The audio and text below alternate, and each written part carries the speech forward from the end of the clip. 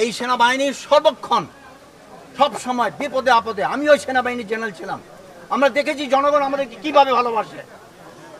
আমি আপনাদেরকে অতি বিশ্বস্ত সূত্রে বলছি, সেনাবাহিনী জনগণের সাথে থাকবে এবং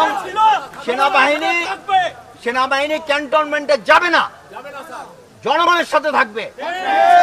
এই গুন্ডা বাহিনীকে ঠেকাতে হবে, সেনাবাহিনী থাকবে। প্রতিটা বিপদে আপদে জনগণের সাথেই সেনাবাহিনী ছিল, এখনো আছে এবং এখনো থাকবে। সেনাবাহিনী যদি ক্যান্টনমেন্টে চলে যায়, ইন্দুরের ঘরে ঢুকে যায়, তাহলে আরো গুন্ডা বাহিনী এই দেশকে আরো শেষ করবে, আরো লোক আহত হবে। সুতরাং সেনাবাহিনী যাবে না, সেনাবাহিনী থাকবে এবং সেনাবাহিনী জনগণের সাথে যুদ্ধ করবে। আমি আপনাদেরকে আশ্বস্ত করতে চাই, সেনাবাহিনী এই কাজ করবে। আগামী 48 আওয়ার্সের মধ্যে দেখবেন আপনারা কি ঘটতে যাচ্ছে। আমার দৃঢ় বিশ্বাস, এই সেনাবাহিনীর সর্বক্ষণ সব সময় বিপদে আপদে, আমি ওই সেনাবাহিনীর জেনারেল ছিলাম, আমরা দেখেছি জনগণ আমাদেরকে কিভাবে ভালোবাসে।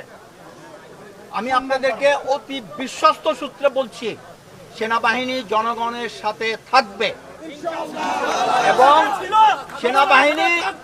সেনাবাহিনী ক্যান্টনমেন্টে যাবে না, জনগণের সাথে থাকবে।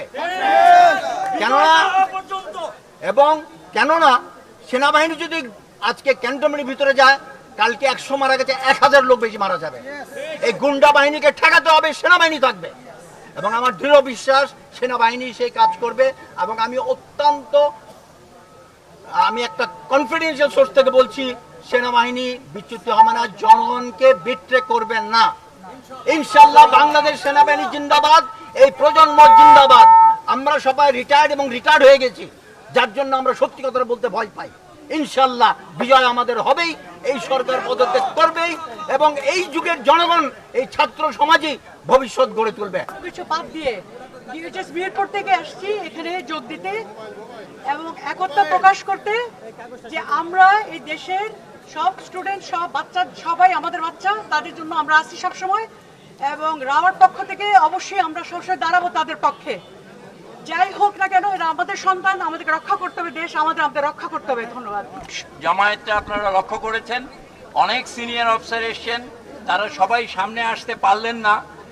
আমরা আগামীতে আমাদের যে প্রোগ্রাম থাকবে, এটা এখানেই শেষ হবে না। আমাদের আজকের এই মানববন্ধনের যে উদ্দেশ্য, সেটা আপনারা আমাদের পূর্ববর্তী, আমাদের মুরব্বী, আমাদের সিনিয়র, আমাদের বীর মুক্তিযোদ্ধা অফিসার, তাদের সবার কাছ থেকে শুনেছেন।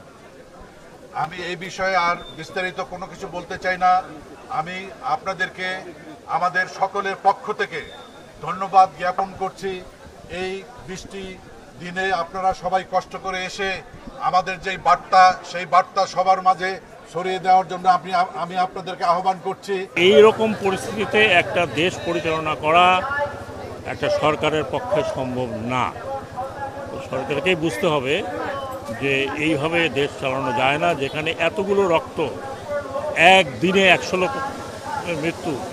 সেটা যেই হোক, সেটা কোন লীগ কোন দল বড় কথা নয়। সবচেয়ে বড় দুঃখজনক, পুলিশ যারা ডিউটি করতে গিয়ে মারা গেছে ইউনিফর্মে, এই ছাত্ররা কত মারা গেছে, 400-এর মতো তো হয়েছে। বাংলাদেশের ইতিহাসে তো এত লোক মারা যায়।